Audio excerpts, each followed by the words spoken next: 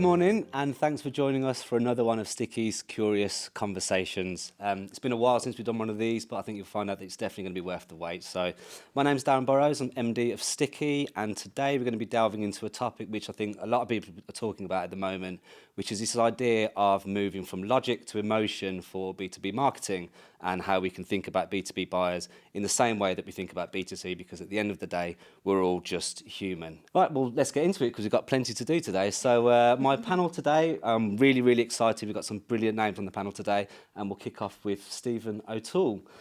Stephen is the Senior Integrated Marketing Manager for Dun & Bradstreet, which is actually one of our newest and potentially fastest growing clients. No pressure. Absolutely. No pressure. Yeah. At Sticky.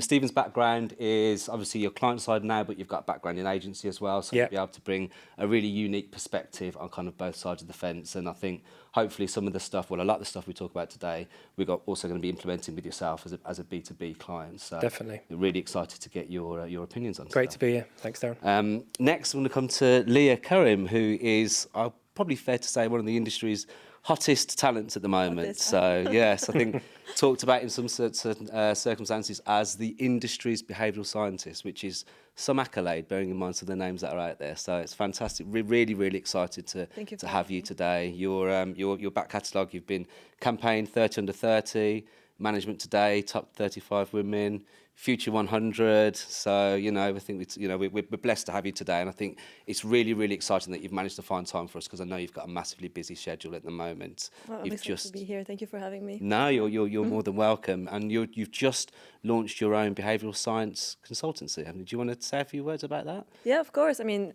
first, it's so great to be here. I'm really happy to be here. I love what you guys do, all in all. So I launched my behavioral consultancy 2 days ago. It's been in the works for a while.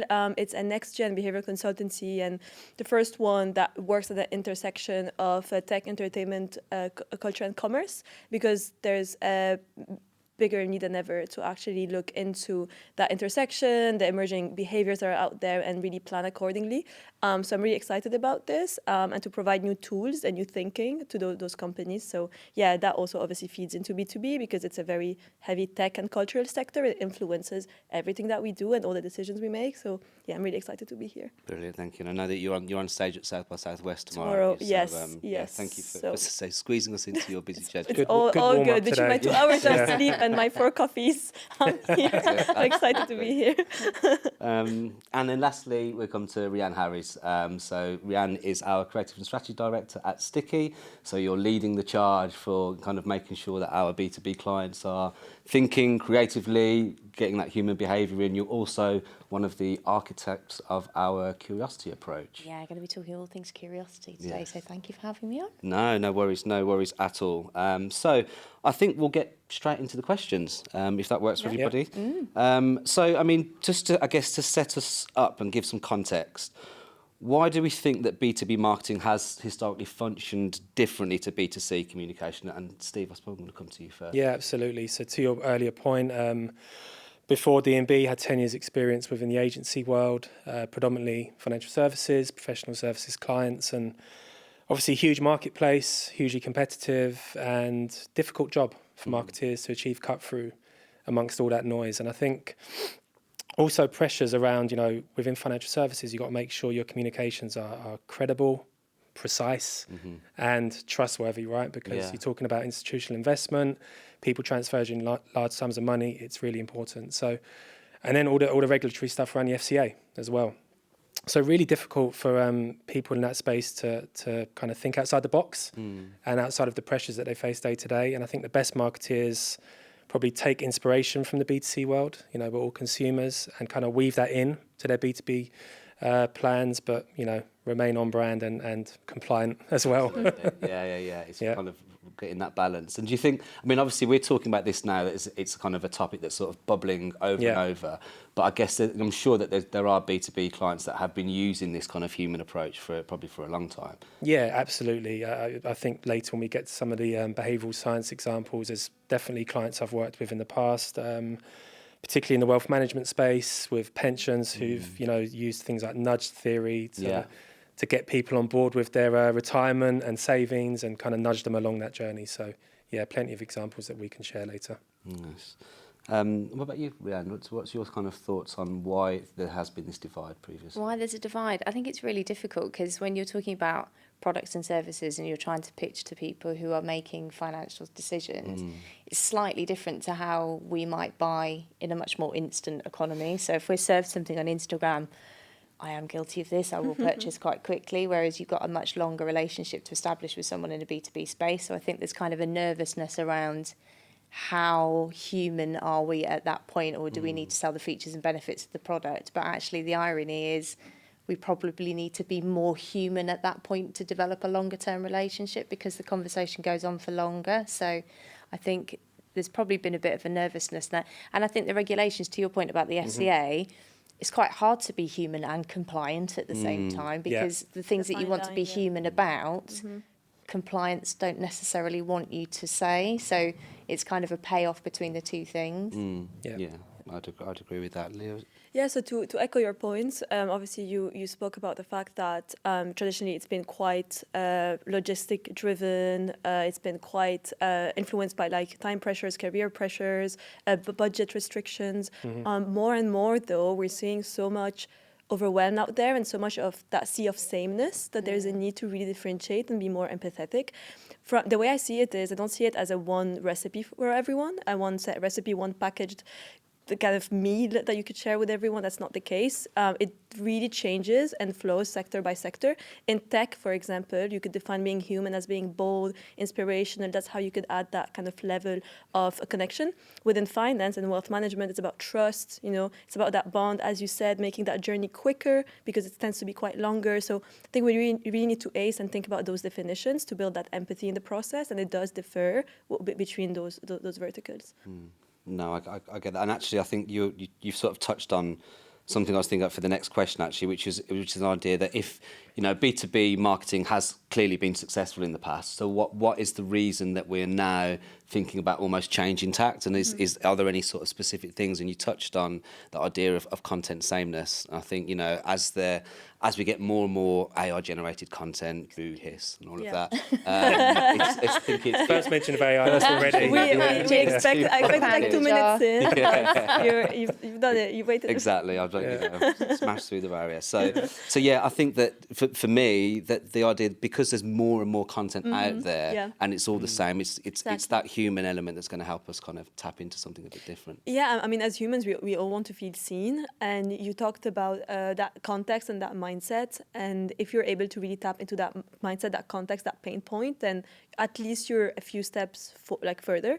Also, everything is like meshing together more and more. If you look at the younger generation, for example, the hustle culture or the way they work, the way they function, the jobs that are going to emerge within the next decade, B2B is completely, the work environment is completely shifting. We have a lot of debates at the moment about the state of agencies. Again, it's an uncomfortable conversation, but the right agencies are the ones that put that human empathy in, and that understand how you could work with different people.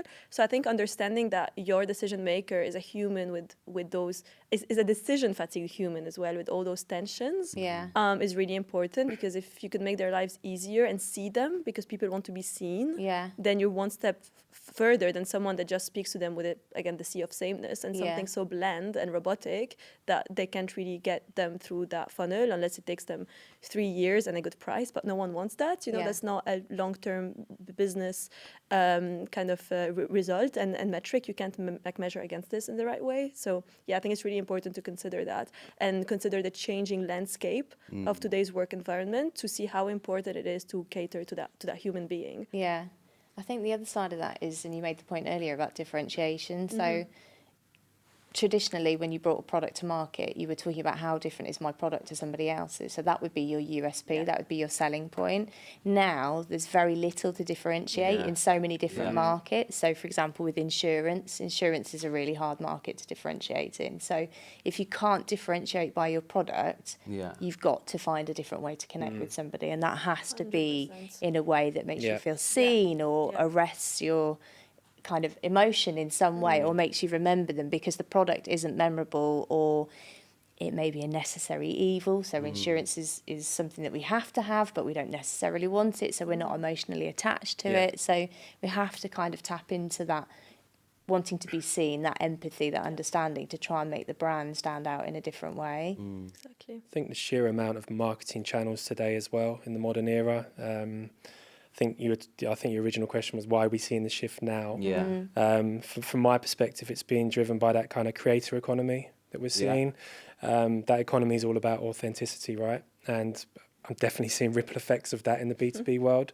Brands need to have an authentic voice. The employees need to have an authentic voice, and that needs to resonate with their customers. You think about back to financial services as an example, but 10 years ago, the kind of fintech entrants that were disrupting, now the kind of mobile first apps that don't have even an office, let alone a branch, they speak in a completely different language to your traditional incumbents. So, they've had to sit up and take notice of that very quickly. Yeah, and also like the shock of the new is nothing new. You don't new. Change has always happened. It always happened. The only constant is change, but it's moving at such a quick pace right now. Change is just more accelerated than ever.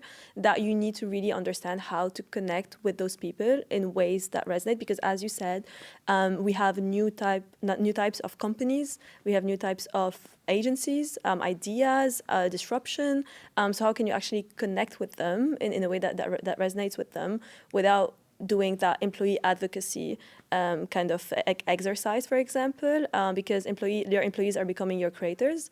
They can talk about you, they can talk about your brand, and knowing and using and looking at your employees, for example, as a beta test, for example, if they adopt your product, they talk about your product, you can measure success based on whether or not they don't use it anymore. There are a lot of ways that you could be more human. And I think it just goes back to that point around because those companies are so agile right now and they see employees as humans and creators, then you have more tools than ever at the moment to make sure that it's not that if you're a traditional company that you have to follow what they do, but actually embed some of that human-led thinking and put your employees first, because those companies are doing it right. And I think there's a lot to learn from those new age companies. Yeah, 100%. Yeah. I think this, for me as well, there's this element of the world changing. I think you sort of touched on it before, where kind of your B2B and B2B lives probably pre-COVID were a lot more separate than they are now. And I think that, I know I'm sure we're all the same. It's hard to stop thinking about work. So if you're in a role where you are a B2B buyer, you're still going to have elements of that mindset when you're reading, I'll show my age now, reading the Sunday Times. On an iPad. I think you're right, though. I don't know why we compartmentalize who we are at work as a completely different person, because you're not. No. Your frame of reference might change and how you make decisions might change, but fundamentally how you feel about something, you're still going to apply that lens in some way. Yeah. And most of us are gut orientated, so your reaction to something is going to be a natural reaction. So if you can tap into that and make it more important to you, you're going to do it. What you're saying about using employees, I noticed there's an agency on LinkedIn. I know you love your LinkedIn. I'm getting there. I'm getting better at my LinkedIn. You'll see. There's an agency on LinkedIn who keep doing, their employees keep doing posts, and they're basically a new platform to replace PowerPoint. And they keep doing these really nice things. And I was like, oh, this guy's like really recommending this new product to use instead of PowerPoint, and PowerPoint is the bane of my life at the minute. Like, you can't do a pitch with it. And I was like, that's brilliant, this sounds great, really endorsing it. Listened to what they'd said, clicked through, and I was like, oh, that was an advert, but it was a post. You've just done a LinkedIn post that made me feel seen because you shared the same problems with me. And it worked. Yeah, and it worked. And I'm already down the funnel. I'm now interested. I've signed up for a free trial. Yeah. I'm pitching it to I'm pitching it to Darren. What that says. That's really interesting, because we talked, like I talked a lot about that for the past couple of years, and now obviously we talk more about it. It's like it's not a funnel anymore, it's a loop. Yes. Like awareness and purchase can happen at the same time. You can learn about a brand and want them at the same time. You know, Yeah. everything's happening within that ecosystem, and employees, creators, fans, subcultures are part of that loop. The community is at the center, and how I see it as the community is at the center. I mean, like a mental design. Then you've got like relevance and reach across, Yeah. and then purchase and awareness and consideration that then happen at the same time. Yeah. And it's really great because it's so seamless. Those employees communicated that story. You didn't know about them, you became aware, and then they converted you basically. Yeah. And I think the beauty of the loop and how you can apply it to the B2B sector is just so gorgeous. Very clever. Gorgeous is a big word. Big word, yeah. Very But clever. that's resonated with you as an ad. Exactly. Because, It well, resonated with you as a person. Yeah. You didn't As a realise it human. was an ad, but Yeah, Well, no, exactly. do you It was know what very it was? human and it Yeah, wasn't it's really branded human. and- it, yeah. they started with the words, I've just come out of a conversation with an agency owner who's just been into a great pitch and he was embarrassed by the fact X failed. And I was like, Human. I've lost, I was like, I've Yeah. lost this week Yeah. because of this. I was like, I need to know what the solution to that was because Yeah. I need to not fail at what I'm doing. So it Love put it. me straight in the spot and I felt conned. I felt seen and conned all at the same time. I was like, I know this. I should know that I'm being Yeah. marketed to. But So at the same interesting. time, I felt really like it kind of validated the fact that actually it's all right. I'm not failing. It's PowerPoint failing Yeah. me, not Yeah. the program. And this is a better solution for me. It's really clever how what they've done there as well is they've taken a traditional approach to B2B, which is the idea of benefits over features, Yeah. but they've wrapped it up in a human thing. They told me So a it's- story. I yeah. was sucked in, man. My little expressive individual personality type That's curiosity awesome. just went straight into, tell me your Tell me story. It's really interesting because my mind's going, but they tapped into the concept of like loss aversion. Yes. Loss aversion is essentially you feel Yeah. like obviously like losses more than gains, and you felt like you needed to kind of get into that because they were able to get into a very anchored behavioral signal within you. Yeah. And then obviously they made it quite creative and that emotion within the story. I'm working at the moment, and the white paper, by the way, is coming out mid-June with the biggest like e-learning production company, the Edge Picture company. They're amazing. And basically what they do at the moment is they build, and they're known for that, they build learning for those big companies, like Big Four consultancies, FMCG companies and stuff. And we're building a white paper around bringing the behavioral science lens within learning, because a lot of employees are not going through that journey of learning anymore because they just disconnect. They don't want more and to go through it. So the way you design that, the way you design the film, the way you design the learning module is so important, and it has to reflect your motivation, your needs, your pain points, your struggles, to be able to get there. So we're doing something on those lines now, and I think it's fascinating that you've talked about it because that's the present and the future. It's the way it's going, isn't yeah. it? There's another example that I'd shared previously as well, which was an Amazon ads campaign. And as marketeers, so I'd urge you to have a look at it, because as marketeers, I was like, the daily struggle we have is exactly the same as a B2B business to sell our services to our clients. And for me, it was about, there's nothing different. I can't bring anything to the table that's any different to anything that we're pitching for this, or I need to find a new way of selling this campaign to somebody.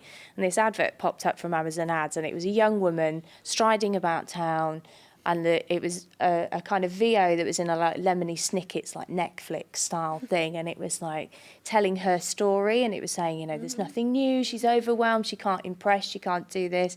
Talked all about the career pressure points of being a marketeer, and then showed the solution as the best way to do it. And it was like, and then she did the solution and she did something different. And I was like, you are playing out my day. Yeah, but You just played out my story. Just before we go to the next question, that's so amazing because, what people pause on, and you pause is so much more important than what they click on. Yeah. It's so hard to get people to pause today. So if you get them to pause, that's a win in itself. Yeah. And I call that like an indirect attribution, because it's easy to measure direct attribution, right? We're all out there, like those clicks and that engagement, that you share things, you grow, that's amazing. Yeah. But we also need to measure that indirect long-term attribution. When you get people to pause on something, relate to the story, it builds brand equity, it builds that brand connection, that brand love. And I feel like we need to have more models and more of an education around how to build that in the indirect attribution, especially in B2B as well, because clearly it works. Yes, yeah, for sure. Yeah. Well, I've been sucker punched twice this week. Yeah. Yeah, And just they're to develop on that, like we know from our own research that 95% of B2B buyers are not in the market for a solution at one given time. So you can't lead with a free trial, you can't lead with a conversion straight away. You need to educate them and hope that they, get into that loop and they come back when they are ready to take a solution and try it. Nice. Well, so we're all definitely in agreement then that it's the right way to go, and I think we're going to get in and flesh out.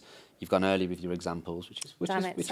Yeah, that's no problem. But we've got more good. We've got some more in the back pocket. But before we kind of move, I guess one more, challenging question is: are there any barriers to the majority of B2B marketing moving in this way? Do we think? I think it's almost kind of back to the first question of like, why was it initially non-human, very logical and rational based kind of marketing? Is there anything that we think that was going to stop the move?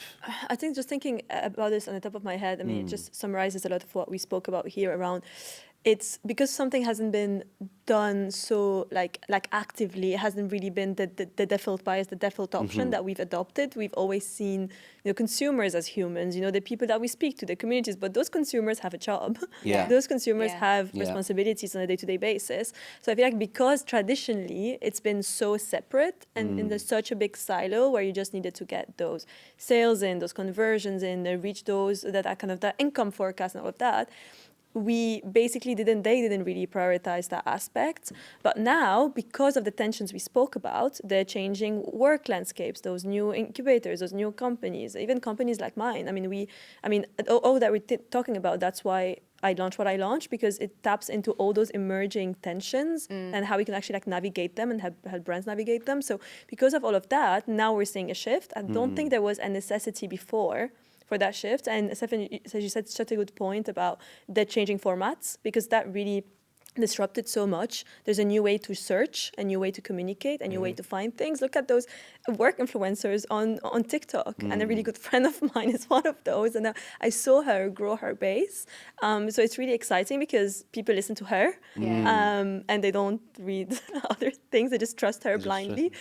I'm joking, she's amazing, but she's so great. I trust her so much as well. So it's like you're really looking at those people and those emerging formats, those new entities, those new kind of ways to search, to look, and to grow. It has shifted the foundation. It has shifted those mindsets, and I think it wasn't a necessity in the past, but because of those emerging behaviors and that emerging cultural shift, it's becoming so salient and so important to do.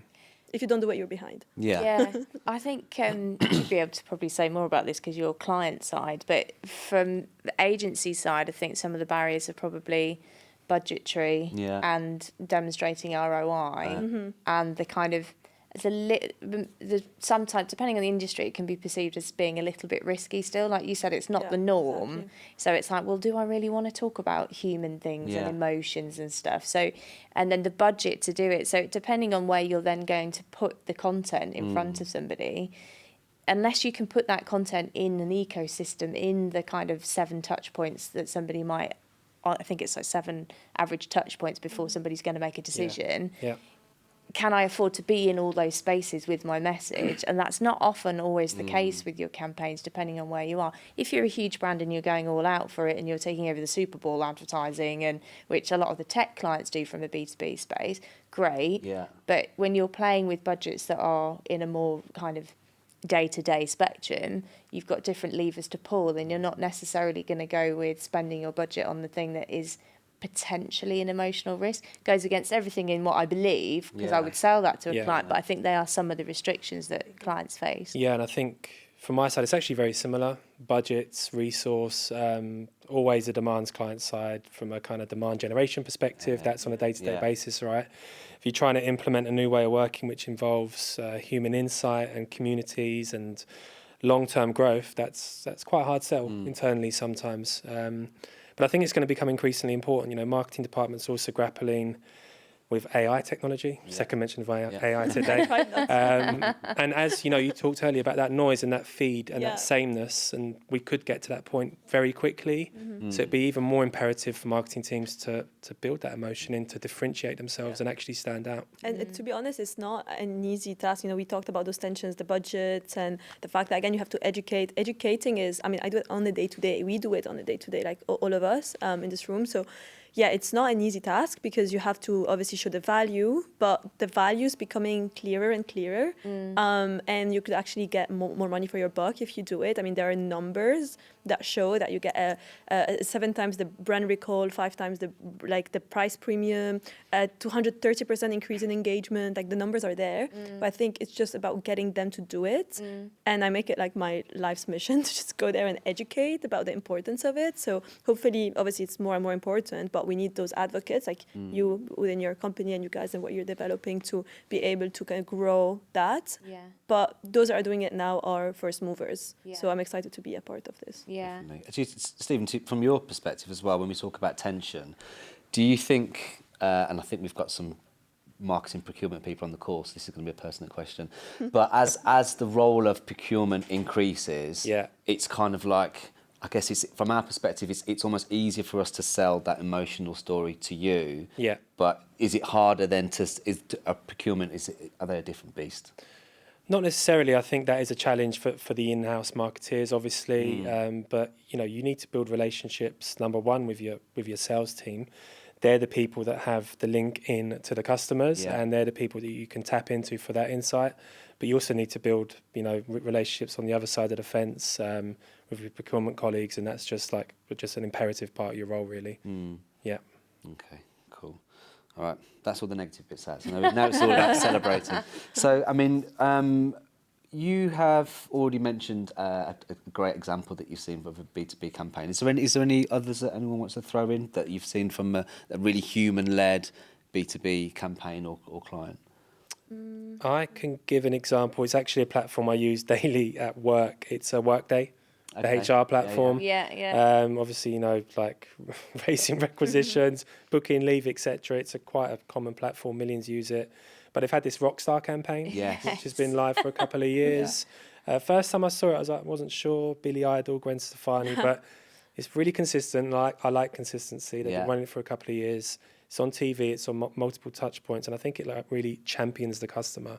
So I think, from my perspective, that's a really strong one, which has been running for a long period of time and is super consistent as well. Yeah, it's fascinating, that one, isn't it? Because it's literally about how can I make you better at your job and make you stand out, and it's really interesting. And I think the tech space is quite an interesting space that's doing B2B quite well.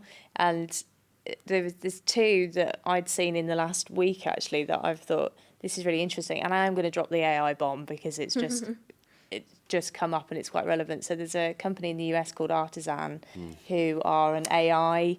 Have you seen this? Yes. And a lot on LinkedIn this week as well. Yeah, so they're an AI recruitment company. So they're offering AI solutions as employees. And I think it's fascinating, actually, that they've not only stolen that kind of human element, but they're taking those elements of kind of causing outrage, which we would maybe traditionally do in a B2C environment where we're trying to get something to go viral. And they're really being very divisive with it. So their campaign is, we don't hire humans, hire us. And on the complete flip side, so when we're saying embrace somebody's pain points and talk to them, make them feel seen, they're using our own pain points against us. So all the things around kind of working from home, the freedom to work from abroad if you want to, they've taken that and weaponized it and said, our employees aren't going to be working from Ibiza, so you'll get more out of it. Or our employees aren't hungover. Or I'm like, you're taking the very essence of what's being human and you're flipping it the other way. And actually, I was reading an update on it this morning where the CEO was going, we're not saying actually don't hire humans. We're just saying that you don't have these problems if you use these people. And I'm saying, you are preying on actually what the industry is panicking about at the moment. So the rest of the world that's going, actually, you're going to steal my copywriting job, you're going to take away this. And he was trying to say, we're trying to advertise the fact that all those kind of perfunctory things that we don't need could be done by AI, and you can still do all the fun stuff. And then in complete contrast, I turned around and looked at a tube card, and it was Asana going, AI collaboration with you. I was like, Asana, Asana are going to look after us. It's okay. I can work with AI together. So you've got a complete flip. Well, they've certainly been noticed, haven't they, this week? And I saw someone on LinkedIn at an event that they were exhibiting at. They obviously had a 10-strong team at the event. So it's like, you're still using people to promote the brand Exactly. at the event. So you're not circumventing it fully, are you? Exactly. But they've certainly got noticed. It's They've a very got disruptive noticed. way. Yeah, they've gone viral. Yeah. The CEOs had death threats, all sorts. It's fascinating to be a behavioral scientist in today's landscape, Yes. honestly, because you see so much contradiction, but again, sometimes the beauty happens in that contradiction. I always speak about how complexity can actually drive cultural shifts because it's natural. You let culture flow, you let culture evolve.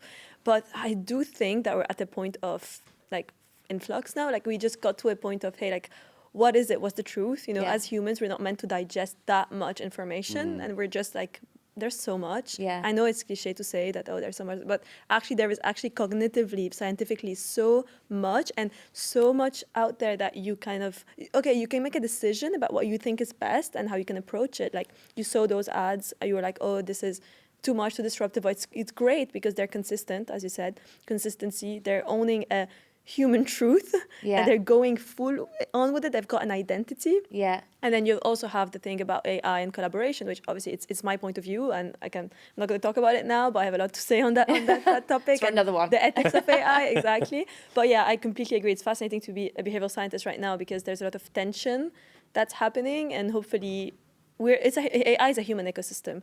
Eventually, by navigating this, using our kind of knowledge of how we behave with each other, as you said, they were at the event as well. They were physically there. You need that connection, otherwise it's all bland in its sameness.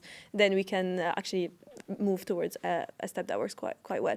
In terms of that campaign that works, I think it was one that really got to me. It was a long time ago. I think it was like 5 years ago, but they were quite good with it, and it did such a huge buzz. So IBM and Every Second Counts. It was one of the first that actually used like a film, like a story, to communicate the daily struggles of CTOs, etc., and like cybersecurity.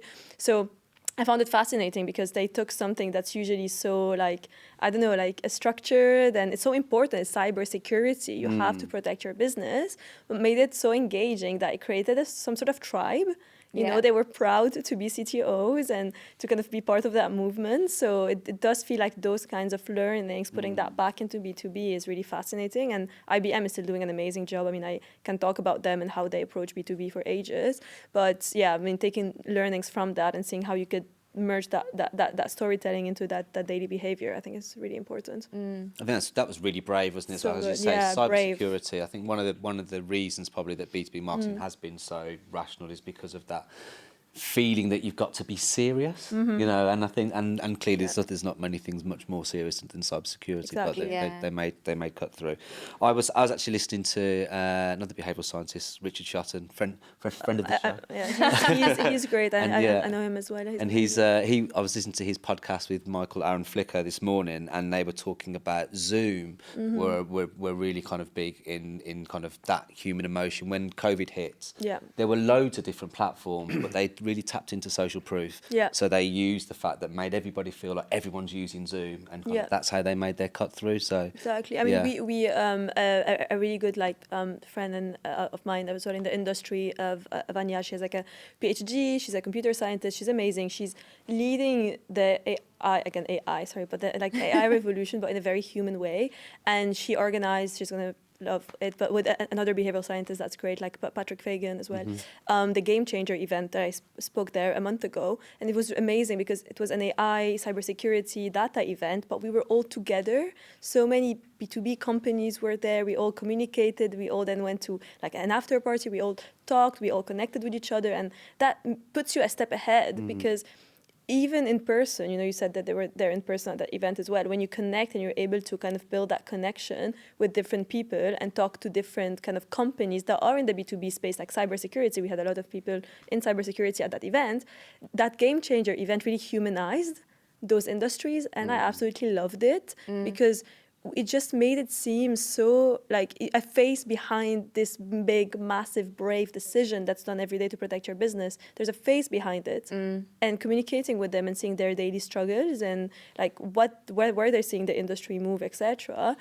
Those events are so important. So I'll say events, for example, those experiences, reconnecting the B2B sector, events are going to have a major role to play in this. The experience economy is booming as well. So yeah, there's that I think that's really important, and bringing those campaigns to light with those events is going to be like fundamental to move forward. We still need that human element. Yeah, to those it, don't events. we? Yeah. I think thinking about the human element and stuff, and what's the expression, to err is human. I think Hiscox do this really well in the B2B space. So, and then from an insurance perspective, I think this is fascinating It's even because tougher, insurance Really is good. not really a point of differentiation for them unless they do something outstanding. But Hiscox obviously have got a good reputation. They're trusted. They've got this kind of identity that's synonymous with that kind of black, red, and white look. They've got a strong brand, haven't they? Really strong brand. Really I'm strong really happy brand. about this because they work with Media Plus. I used to work at Media Yeah. Plus. So this campaign is like, they've done a brilliant job. Really good. So Amazing their job. disasters campaign, for me, Yeah, hits that on one. 2 levels. So not only have they thought about the things that you're probably really, really worried about. So I'm getting a billboard advert out for my company. It needs to be right. Yeah. There needs to be no typos. There needs to be what if I cock it up? And then they've used the method of media to then amplify that even further. So the awful poster where it's all a 48 sheet and it's all in different things and different perspectives and stuff, and it just amplifies it even further, that even if you try and get it right and you get it wrong, it's all right, someone's going to be there to help you sort it out, and just the various different iterations of that. And again, I felt really seen because on my LinkedIn it was popping up and it was like, missold an idea to a client, didn't go for it. And I was like, That's good targeting. yeah, do you know what I mean? I was like, were you in the room? Did you see my pitch? know. What happened? And I think just that point of recognition is really simple. And to your point about overwhelm, so I find this fascinating, and I can't attribute this to somewhere because I've read it and then I can't find the stats. If you can find it from a behavioural science point of view. I'll try and dig it out from one of my... On average, the average person makes 35,000 decisions in a day. Not And that more could be everything from what socks am I going to put on, what drink, and how am I going to brush my teeth this morning. But we actually only have the capacity to make 7 effective decisions. So these are the ones that we actually remember in a day that were important. So if you're thinking about the number of decisions you make in a day and you've got all this noise, how does a B2C or a B2B brand actually go, just stop a minute, pause, and for me to remember that in my decision-making process is just such a big challenge. Exactly, which is why like pausing, like it's so rare right now. And again, as humans, we're not meant to digest that much information, you know, and we already did, you know, for ages, you know, we're surrounded with information. We always were, things shift, things flow, things ebb and flow. But right now, everything's at our fingertip, you know, so it's much easier to do it if you're bored. But then even when you're bored and you access something, you end up being overwhelmed, so you end up at the polar opposite of boredom. There's no in between. We need to create like a safer, more social, more human environment as well, and being able to really guide people. Like Hiscox, as you said, did that quite well. You know, they really like showed up, they were there for people, and they were able to kind of mirror that and make them pause. I think doing more of that and being able to get them to digest the right information instead of trying to bombard them with things that are not relevant, because we're already bombarded enough. I think the more brands do that, the more our whole industry will shift, and that's the ultimate goal. You know, that's the goal, to get our industry to shift and adopt a more human lens to everything we do. I think I know what the solution is. You just took my line. Oh, no. I can't believe how far we've done 40 minutes already, and it would be completely remiss of us not to chat about because I think you just said before, what's the answer to getting people to pause? And we believe it's curiosity. Absolutely. So from a behavioural science point of view, we need to differentiate our audiences, but demographics only do that to a certain level. So it's really important that we find behaviourally a reason to be able to speak to somebody. What's a better way to do that than to tap into what they're curious about and how they experience curiosity? So you were talking about actually that overwhelm and that instant, the immediacy of having everything at your fingertips. When you're feeling curious, how you're curious dictates what information you're going to take in and how you do it. And we have 6 different cohorts that determine that. So Darren is an exhilaration hunter, so doing a live show is thrilling for him because it could go wrong. Absolutely, you're like, oh, there's a risk element involved. And for me as an expressive individual, I'm like, I could just do with a little bit more control so I can craft my message and I can do things in a certain way. But what curiosity does is it allows us to reveal these kind of invisible threads that go through generations of what they're interested in and how they're interested, rather than assigning you were born in this generation, therefore we've got the same things. I think we're probably of a similar age, which means naturally we're in the same life stages, we're interested in the same things. You guys have a great example in one of your decks. It's Prince Charles. I always use that Ozzy one as well. Osbourne, And we use it. Traditionally we lump them together in the same category, but actually with curiosity, we're able to take away some of that kind of lack of inclusivity, because that's a big problem with how we handle content at the minute. We can be more inclusive, we can be more specific about how we talk to people, we can flex our tones of voice, and we can target them where they're curious and what they're doing. So I think for me, cutting through that overwhelm is adding another layer of understanding to how we talk to them, and really leveraging the behavioural science behind why you're curious and why you do something. Because if you can pique someone's curiosity when they're on the precipice of going down the rabbit hole, that's where we can start to have that conversation, we build that engagement. So I would urge anybody to take our quiz and have a go. I think we're going to have, there there'll be a QR code at the end of this where people can do that. And do you think, just a quick one, to make it definitely relevant to this conversation, obviously when we have our different curiosity cohorts, the feeling would be, so one of them is clarity seeker, and you'd kind of think, well, in a B2B scenario, everyone's going to be a clarity seeker because you've got this rational mind on. But actually, this conversation is telling us it's probably that the cohort approach is just as important. It's not the case. So you might think with a business head on, you need to have that clarity, and you're going to make decisions that are affecting. For some people, it might be a purchasing decision that they're like, well, this is going to make a big difference to the bottom line. I need to make savings or whatever. But actually, there's an element of risk in things. So actually, it might be that there's a thrill of doing something better. So the point I talked about earlier with the Amazon ad, that appealed to me because I was like, well, there's a success element in there. I can really shine. So as an expressive individual, that captures my curiosity, because my approach to things, unsurprisingly, as a creative director and a strategist, is to do things new and to be find a new way of doing things. So it ties into that. Equally, it may be that there needs to be a kind of standout or risk element to something, which then would appeal to the exhilaration hunter. And that can be found in all walks of B2B. It doesn't necessarily be in there. An example of that would be Volvo. And I looked at this morning because I was just trying to remember something.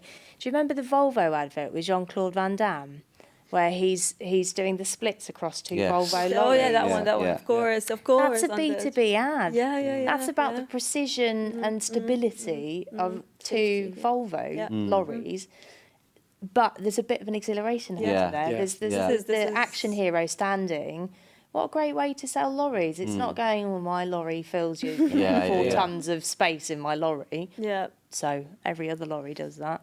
Yours has precision. So that's appealing to an exhilarration hunter, because it's like, wow, your lorries can drive that close together. And that's why we get along so well, I think, because we kind of echo each other. So like the keynote I gave yesterday at the Strata was about popping the bubbles of audience demographics. So I preached that. Again, the Ozzy Osbourne and King Charles example was there, but also the fact that like Paris Hilton collects vintage radios. Who would have thought? So you miss out on, as you said, that diversity of millions of people. You'd miss out on the diversity of thinking, that share those different shared values, those psychographic profiles.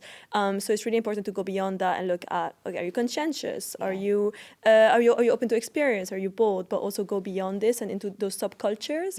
Because we're all diverse individuals, and we actually can talk to an 18 to 24-year-old and say, they're exactly the same. You miss out on so much nuance and depth. So 1,000%. And curiosity is actually your way to reduce that friction, because you get them within that moment. Hugely. You excite them about something, and then you're able to really tap into that motivation, because curiosity is one of the strongest human emotions you're ever going to experience. It's absolutely fascinating. It's to really be able to harness that is something that will really help with your brand loyalty. Exactly. It kind of buys into it. Brands like Lego are brilliant at doing that. They're amazing. They tap into it from your day dot right the way through to your adulthood. it still stays with But you. you know why? That's why adult play, as an adult play, in terms of like playing in the fields and skateboarding, is growing so much. I'm speaking to an experience agency that are building a new tool of communication. They're working with like Red Bull at the moment, Yeah. to kind of develop that kind of power of play. Yeah. So that's booming at the moment, and it's B2B. Yeah. So it's really fascinating how there are so many avenues and new tools of communications that you could actually tap into Yeah. to reinforce that curiosity. I mean, And the power of play is huge. Expressive individuals will be all over that. Novelty Which is, explorers, those it's people are the just- target, exactly, because Exactly. it's Red Bull as well, and it feeds into that, so it's that brand too. Yeah. If you were to speak about something a bit more, I don't know, like conscientious, and a bit more like cultural, let's say if you tap into the art sector or culturalist, and maybe like that ecosystem, Yeah. you would maybe tap into more conscientious individuals. If you were to talk about car collection and vintage cars, you would talk about something different as Yeah. well. So I think it's really about understanding how you could communicate to those people based on their way of expressing that and what they're curious about.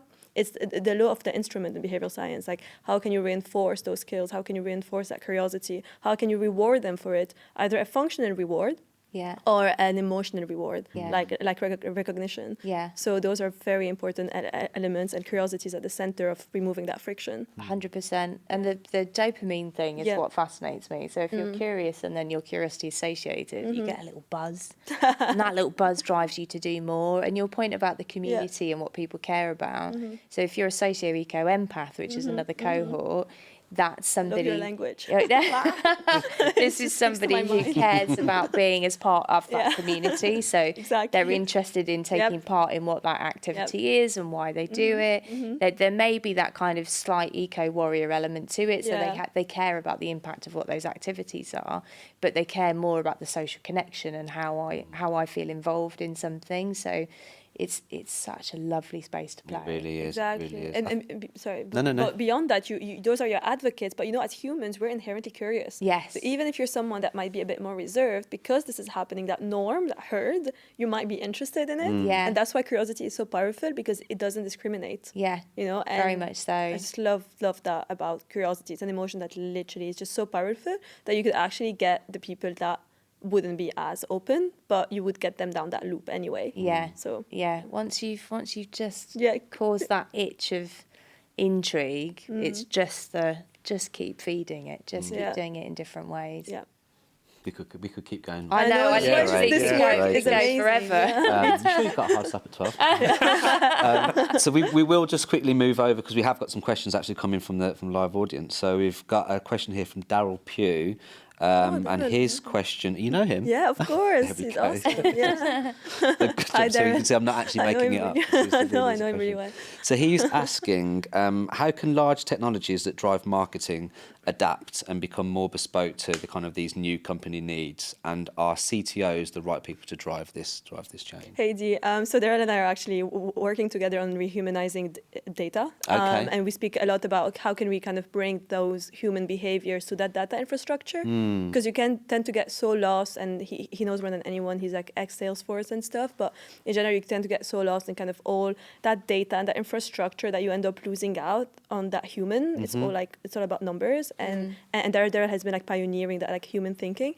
So to answer that, I think it's more about like that educational phase. So Yeah. really being in those meetings, in those workshops, communicating with them, but also like making sure that they're psychologically safe to be able to embrace this and be more brave about this. So someone like Darrell, for example, with like his connections, the people he works with, is about really that mere exposure effect, showing them the value of it, showing examples. You have so many examples speaking to you, making sure that we kind of onboard them and move them ahead. But it's all about that educational phase, being consistent, knowing what we can do with this, showing the impact of not doing it, and then taking it ahead. And so someone like Darren is asking that question, so he's on the right path to do it. Yeah. Yeah.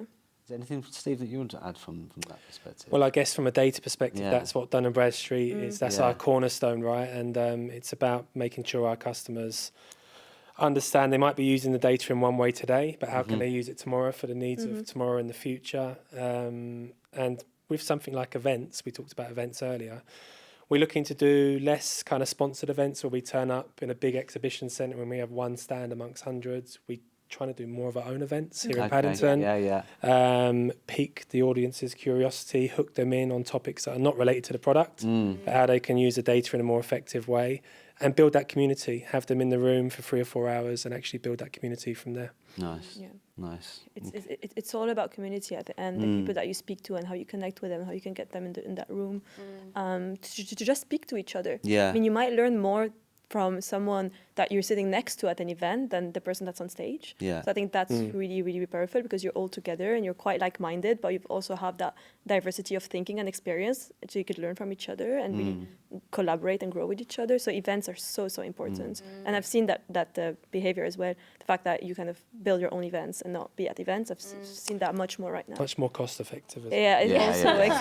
exactly, and you can get that data as well. I mean, yesterday at that event at Convene, it was so amazing, and Convene is doing amazing with that. Basically, the badges that you wear are like digital badges, so you can know, like, obviously they can know like who's around and stuff, but who you're with, and you can like scan the badge to get more information. So it just again removes that friction, and that kind of data is used for good, and to really connect with people. And that's how technology has to be used and data has to be used.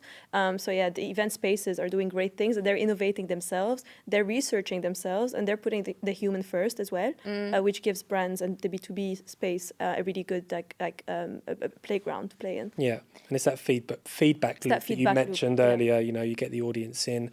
How did they find the event? Yeah. What was missing? Yeah. What did they like, but what was also missing? How can you then improve that for the next event? Not just the event, but also, if you're revealing details about your product roadmap, get that feedback loop moving as soon as you can. Yeah, it's Exactly. context though, isn't it? So all the things you talked about with data, it's context. What's the story around the data? The data will only tell me so much. It's a snapshot in time. Yeah. But what's the story that sits around that data? How am I using it? Why am I using it? How do I make that important or Yeah. significant How can you to use it more somebody? to and save time? What can I be more learn from efficient? it? Yeah. Yeah. Exactly. What's the reason? That's the main question that we need to Yeah. ask ourselves. Yeah. I feel bad, but we're having to wrap this up now. Oh, damn man. it! We at the hour. We're just on the flow. And there were other Wanna talk questions as anyway? well, so apologies that we didn't get to them, but you can always drop us a line on, I think hopefully there should be an email address coming across your screen, which is hello@stickycontent.co.uk. And one thing I don't think we'd actually put in the promotion, but as a reward for people that have got through to the end of this fantastic conversation, we're actually going to give away some free content audits. I'm going to get in trouble now from Carla. I had said to our editorial team that we would give away 5 for the first 5 people that. I think we can do 10. Wow.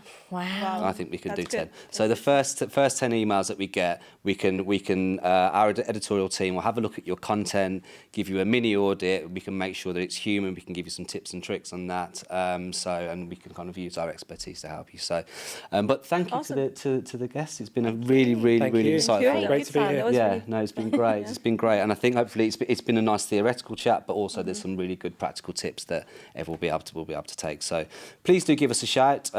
You can follow us on LinkedIn. You can follow our newsletter, The White Rabbit, as well. And we will be back again. We won't leave it so long this time. We're due to do another one of our podinars in September, and it's likely to be around financial services, professional services, which is another key area for Sticky.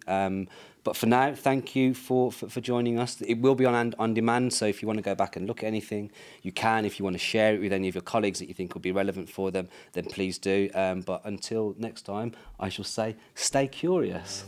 Thank you.